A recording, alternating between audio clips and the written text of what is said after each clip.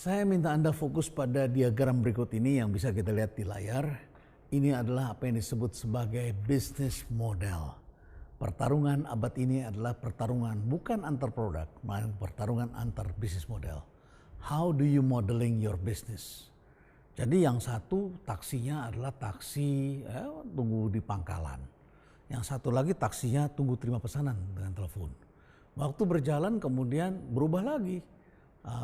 Taksi itu bisa memetakan di mana ada konsumennya karena gadget itu semuanya terhubung. Dan kemudian dari situ, di situ ada pelanggan, di situ supply dikerahkan dan tidak menggunakan meter sehingga kemudian kosnya menjadi murah. Karena kalau pakai taksimeter harus ditera, argonya itu harus dites, kemudian pakai kir dan lain sebagainya, platnya plat kuning, bayar lagi. Tapi mereka mengerahkan dan perusahaan taksi tidak harus misalnya membeli taksi sendiri.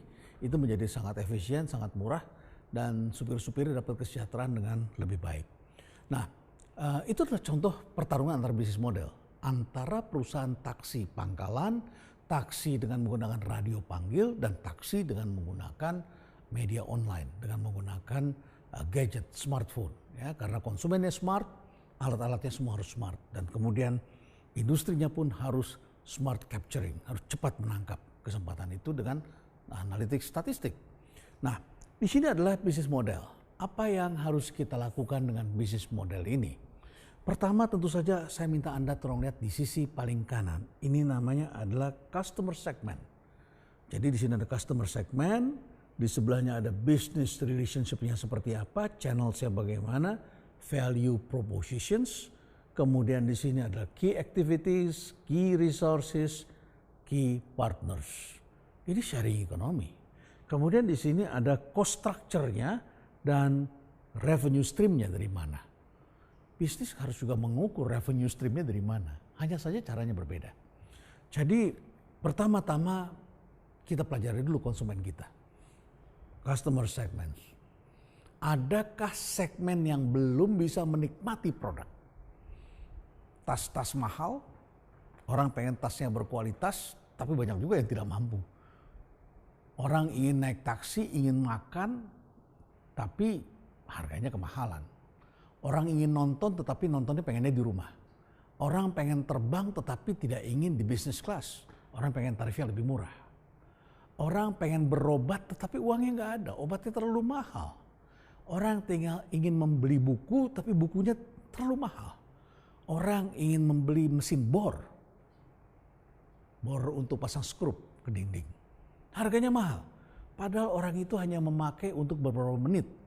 Dan diketahui ternyata orang yang membeli bor itu sudah harganya mahal. Bor listrik itu ternyata hanya dipakai 14 menit. Setelah selesai 14 menit disimpan masuk ke gudang.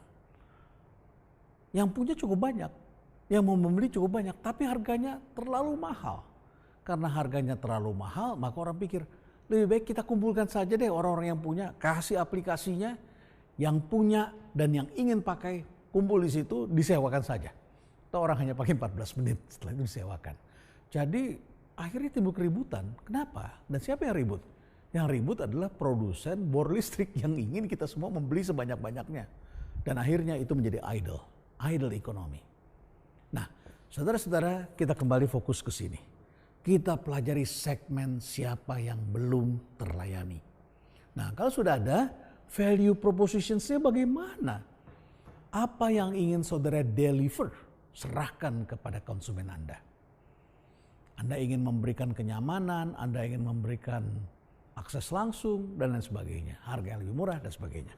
Antara kedua ini, antara segmen pasar dengan value yang Anda mau deliver, serahkan, Anda tentu harus memikirkan channels-nya apa.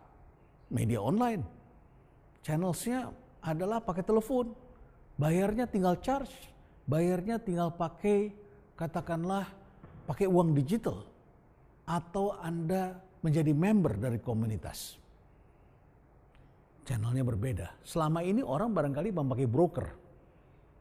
Ya, memakai agent. Kali ini Anda tidak perlu lagi, langsung. Nah, antara kedua ini Anda sudah gabung dengan channel.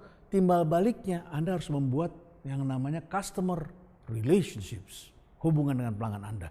Agar mereka makin mesra dengan Anda, agar mereka tetap setia dengan Anda, happy, balik lagi. Anda harus menjaga kualitas. Taksi online tidak semua supirnya baik. Kalau tidak baik bagaimana? Anda diamkan. Anda harus memberi rating. Dengan mereka memberi rating, kita bisa keluarkan pelaku-pelaku yang tidak baik. Kita bisa tingkatkan standar mereka. Jadi di sini sudah selesai antara kita mengenal customers, kemudian kita deliver proposisinya kita apa, kemudian kita cari channelnya, dan kita maintain relationship-nya. Nah, untuk itu kita harus mempunyai teman-teman yang bisa membantu kita. Kita lihat di komunitas kita nih ada siapa saja, partnernya siapa saja, siapa-siapa yang mempunyai produk-produk, uang, yang mempunyai barang, yang mempunyai tempat dan lain sebagainya. Ya. Kemudian di sini juga ada key resources-nya apa sih yang utama, sumber-sumber yang utama apa, kemudian aktivitas kuncinya apa saja di sini. Perusahaan aplikasi taksi online menolak disebutnya sebagai perusahaan taksi. Mereka mengatakan kami adalah perusahaan di bidang aplikasi. Jadi kita harus paham betul key resources dan key activities kita. Aktivitas dari para partner kita pelajari. Partnernya adalah mereka mau jadi supir, mereka mau jadi pembersih, mereka menjadi pengantar, mereka jadi pembuat makanan, pemijat dan lain sebagainya. Jadi di sini sudah lengkap semuanya. Ini harus kita kaji semuanya satu persatu. Dan tentu saja kita juga harus mencari cost structure. Karena di zaman sekarang kita harus meng-cracking cost. Seperti tadi yang saya sebutkan kepada Anda di dalam buku ini, Cracking Zone. Ini menjelaskan bagaimana para pengusaha baru melakukan disruptions dengan cracking cost. Anda tidak menyangka bukan bahwa pendatang-pendatang baru bisa menjual dengan harga yang lebih murah. Airbnb. Kalau Anda menginap di hotel, Anda bayar 1-2 juta rupiah. Dengan Airbnb Anda bayar 300-200 ribu rupiah. Ada tetapi yang 3 juta, 4 juta rupiah juga ada. Tetapi mereka bisa menyediakan kos yang lebih murah. Dan ini membingungkan karena bagi sebagian orang itu dianggapnya predatory pricing. Menjadi predator yang bisa mematikan. Karena harganya murah. Maka Anda juga harus mencari cost structure. Seperti yang tadi saya katakan mengenai telekomunikasi. Kosnya dulu kita pangkas, kita cari yang efisien dengan cara-cara baru di dunia online ini. Kemudian tentu saja revenue streamingnya dari mana? Saya ingin ceritakan kepada Anda ketika anak-anak di rumah perubahan, anak-anak muda, mahasiswa saya membuat kitabisa.com yang sekarang sudah mendapatkan support dari dunia internasional. Pada waktu itu kita semua juga bingung, revenue streamingnya dari mana? Ini adalah mempertemukan antara mereka yang berminat untuk melakukan kegiatan sosial tapi nggak punya uang dengan mereka yang mau menyumbang. Masyarakat kita kan banyak yang kalau ada gempa bumi, ada gunung meletus, mereka nyumbang lewat televisi, lewat koran. Ada pos-posnya di sana, orang nyumbang 100 ribu, 50 ribu, 20 ribu dikumpulin. Ini dengan menggunakan aplikasi, dengan menggunakan dunia online, muncullah kitabisa.com yang mempertemukan ini. Orang-orang yang mau menyumbang ditampung, kemudian diberikan kepada champion yang akan melakukan kegiatan ini. Tapi kalau uangnya semua diserahkan, mereka dapat uang dari mana? Akhirnya dihitung-hitung. Kalau begitu seperti zakat saja, pengelolanya mendapat 2,5%.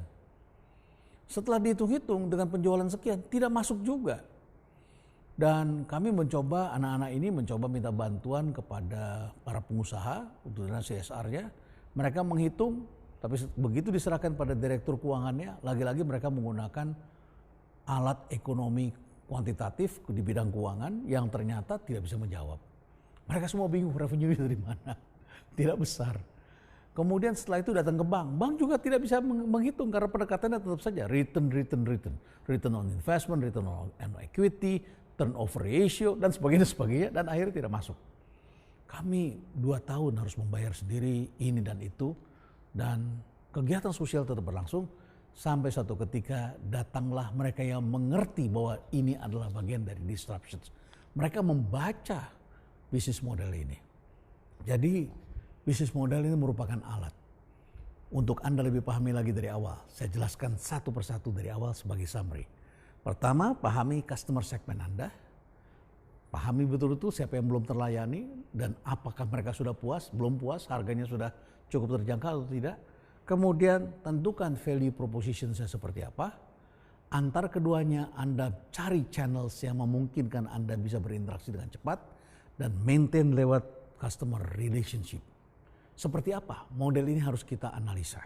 Kemudian setelah itu kita tentukan di sini ada key-nya, key activities, key partners, dan key resources. Ini menentukan bisnis model yang baru dengan dunia online. Dan tentu saja di sini ada cost structure-nya kita review, kemudian juga revenue streaming-nya. Pertarungan abad ini adalah pertarungan antar bisnis model, bukan pertarungan antar produk.